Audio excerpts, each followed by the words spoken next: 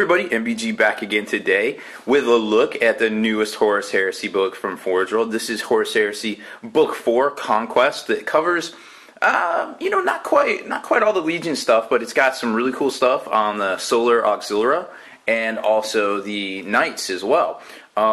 It's a little bit of a departure from, I guess, what we're used to as Heresy players, whereas you get a whole bunch of rules and a whole bunch of fluff, and it's great. This book seemed to be more on the fluff side, kind of setting up some stuff that we might see in the future, and then just kind of hit it with some rules at the back. But the cool thing is, if you're really into those new guardsmen, or Astra Militarum, or whatever we call them these days, we're just going to call them guardsmen because it makes it simple, that this book's pretty dope in that regard. But then, you got the Knights and stuff in the back, and all sorts of crazy upgrades for the Knights. And lots of cool stuff. I mean, this is the collector's edition. I don't think Forge World sold as many of these as I thought they were going to, because they didn't sell out quite as quick. But good news is it's a really cool book. It's got the hardcover book here, kind of bind insert, and then you've got the actual book itself, of course, the high quality thing that we've come to know, and a couple of extras right here, which I'm going to show you.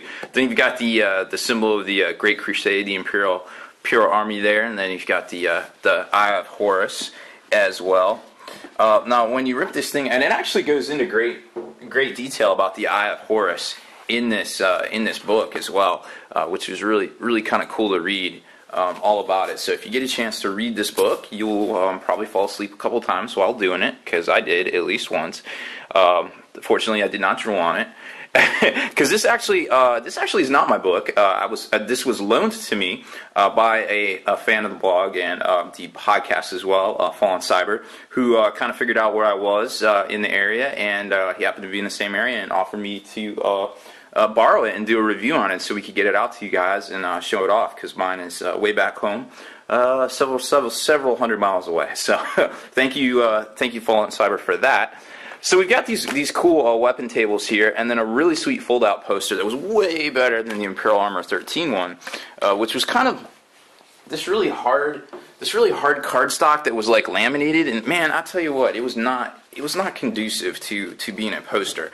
So this thing folds out. You get the kind of the idea here. It's not quite as shiny. It doesn't have that crazy UV coat, but man, it is really nice. It's very high quality graphic print. Nice high saturation value. So it really pops here.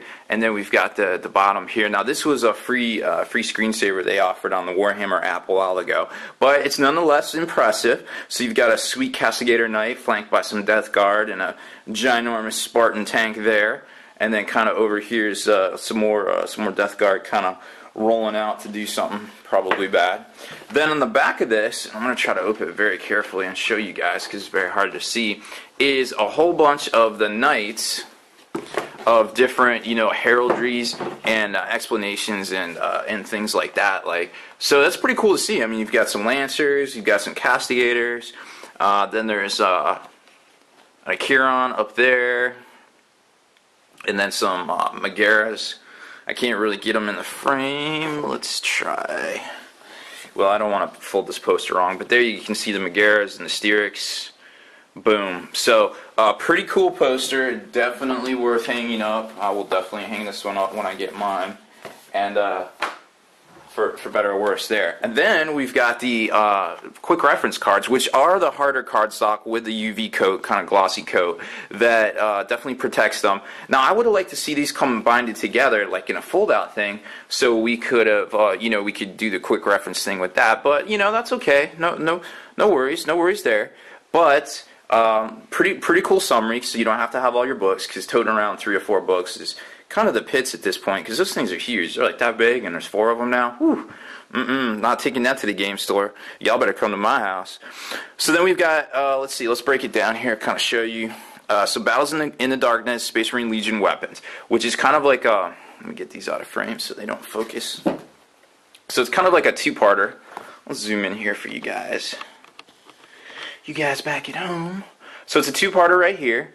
And then on the back, you've got, of course, more weapon profiles and melee weapons as well. And a lot of this stuff is actually hard to find. And in Horus Heresy 1, or what was it? Horus Heresy, the third book, it was actually hard to find a lot of these. And some of them you had to refer back to the first book, which was super annoying. So I'm really glad they did this. Then you've got a whole card on the weapons of the Mechanicum, because that's really cool now that they have their own list, basically. Even though they weren't in the little appendices books that they came out with, which is kind of disappointing as well. So maybe we'll get an update for the Mechanicum to the smaller books here in the future. But, you know, fingers crossed. I mean, Forge World can pretty much put out like whatever, any point. So that's always good to see. And then in the back, of course, you've got more weapons of the Mechanicum, and then some of the Titan weapons, Knight weapons. So that's pretty cool to see. I mean, it's a nice quick reference. Oh, I'm just taking my Knights up to the store. Let me grab this card. Cool. And then you've got the Solar Auxilia weapons sheet right here, which I'm sure is not overly inclusive. And there is a lot of stuff in this book that we haven't even seen models for yet. And there's some stuff that they show pictures for that hasn't been released. So we're definitely going to get to that. So stay tuned. Hang in there. I know it's been 5 minutes already, but we'll get there. And then on the back here, more.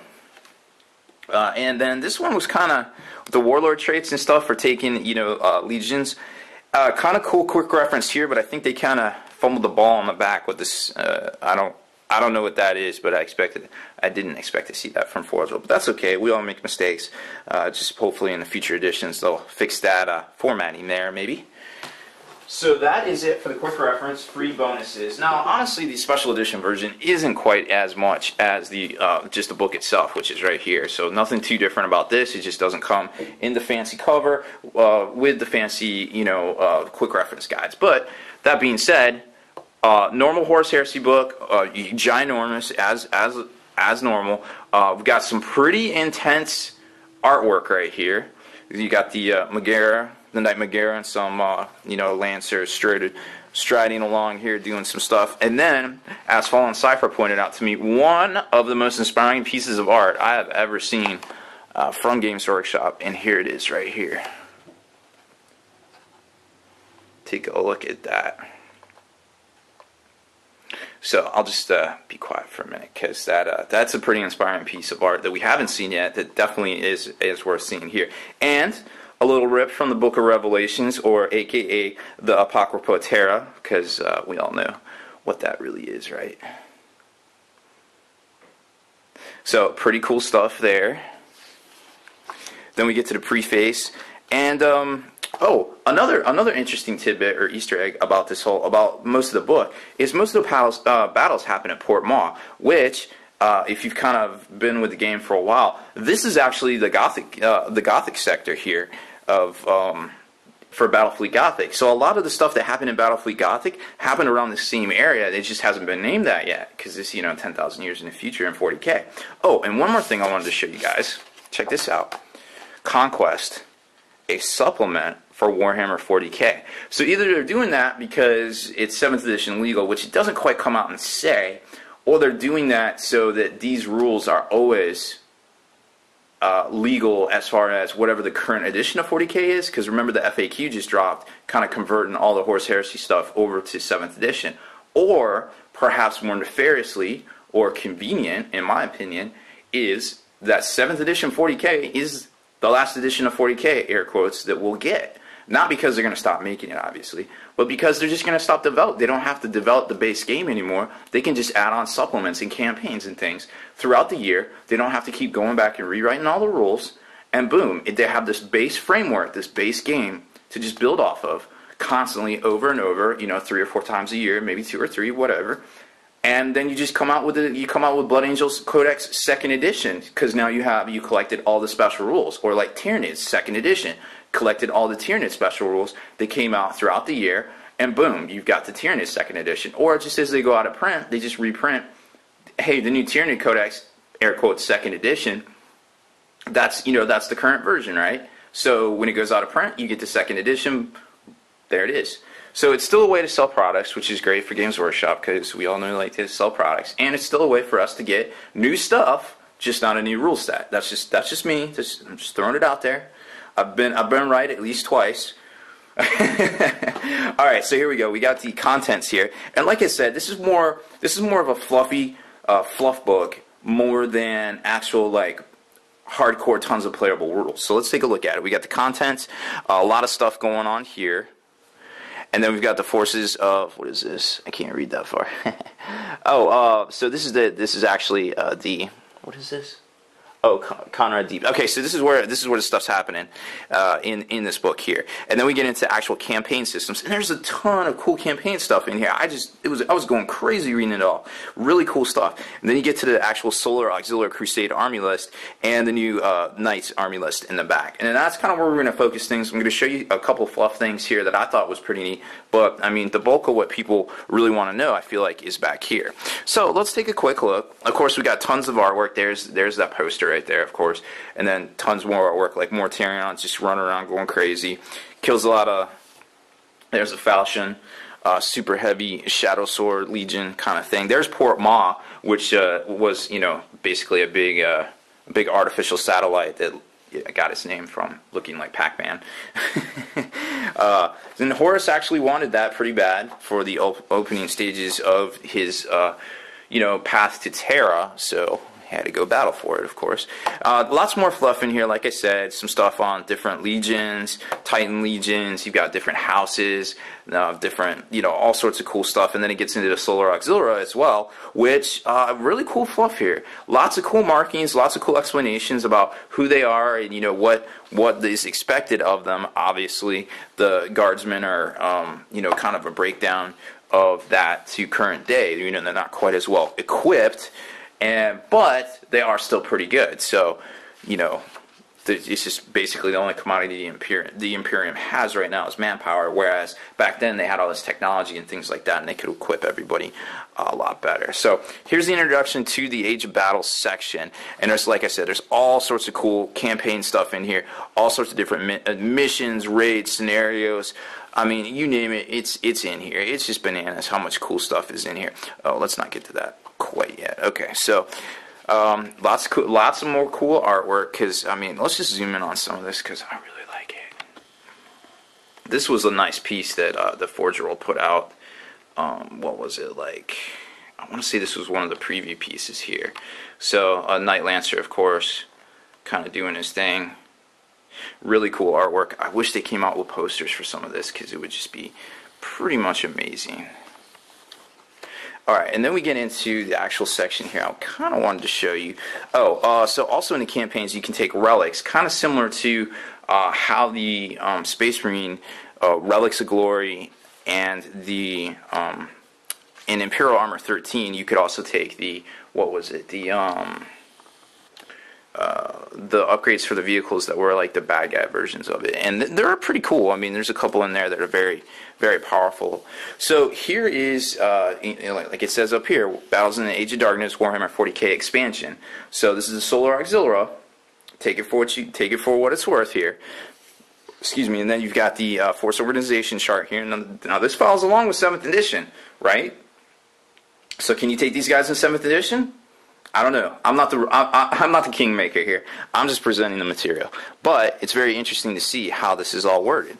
Then you get into the actual army list entries, the Solar Auxiliary special rules, and then some of the war gear, warlord traits. So it is its standalone army list, you know, for the most part. Whether it's points effective, whether people will find it very interesting to play, is a completely different thing. So you've got all sorts of these special rules, which are also contained on that those quick reference guides I showed you there. And then you get into the weapon summaries and things like that. Again, it's all in there.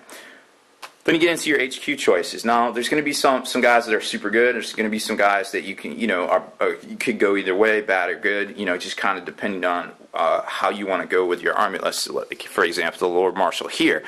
Very cool fluff on this guy. He is in a lot of the stories in here.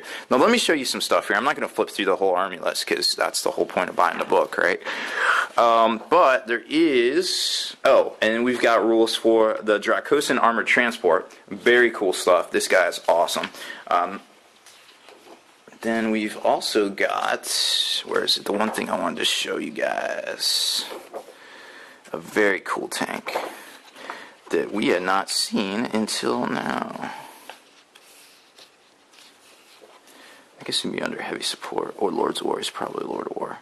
So this thing looks like, here it is. The Auxilia Stormhammer Super Heavy Assault Tank. Say that 10 times fast. But look at this bad boy. Boom, there's a picture of it. Yes, want. Look at that thing. It's like a cross between a Baneblade, a Sisters of Battle Repentia, and I don't even know, man. That thing, whew, I do not want to mess with that thing. So, pretty cool to see, 555 points. Obviously a Lord of War, but I'm sure we will see that kit coming soon. Also, another thing, let's see, you got Cybernetic Allies, and then in the back, that's Questoris. I wanted to show you one more thing here, which a lot of people were kind of wondering about because of their actual... So you got the Storm. Okay, so here's the basically your basic guardsmen, your auxiliary las rifle squad. Oh, it doesn't show the modifier. So these things actually have their las guns, of course, being relics of technology from back in the day. Here we go. Solar Auxiliary Las Weaponry. This is actually a pretty cool page to check out if you want to, do a screenshot or whatever, because they're way better than a normal las gun. So that's kind of cool to see that they get some special rules. All right, so moving forward, we're going to get into the Questoris Knight Crusade army list right there. Now, notice it doesn't say anything about 40k, expansion for 40k or anything like that, right? So definitely take a look at this, because that's very interesting in and of itself. So then you kind of get into more stuff here. Boom. Lots of different upgrades and things you can take for your knights. And then it actually gets into a separate warlord table. And then, of course, there's the HQ guy on the Abeyant. And then, of course, you get into the actual knights themselves. So pretty cool stuff in here as well. Lots of different rules and things. Nothing we quite haven't seen, but tons of upgrades, right? So then that section pretty much ends with everything current and a weapon summary. Yeah, so the Acheron and then a weapon summary. So the after forward there. So lots of cool artwork throughout. There's another great piece of artwork right there. Boom. Cool knights at the ready, so to speak. Two of the bad boys of the Questoris Cerastus brand or class, I guess. There's a pretty cool picture of the Alpha Legion. So, as far as books go, like I said, if you're really into Legion warfare, this book might not be for you. But if you're okay with that and you want to know more about just the Horus Heresy in general, you want to complete your collection, or you want to check out the Solar Auxiliary and you love the Knights, this book is for you. There is some great stuff that's still in here about the Legion. The campaign settings and things like that are also very, very well done. Lots of forlorn hopes, lots of tales of heroes rising to the top and things like that we love about this game, right? So as far as that goes, great book. But if you're a Legionnaire purist, this might not be the book for you. But definitely cool stuff from Forge World. Thank you for putting this book out. Super A+ layout design. Graphics, always top notch. Forge World's the best when it comes to that, in my opinion. So that's about it for this one, guys. Make sure you stay in the trenches. Subscribe to this YouTube channel right now. Check out the blog, spikybitsblog.com, and listen to our podcast, forgenarrative.com.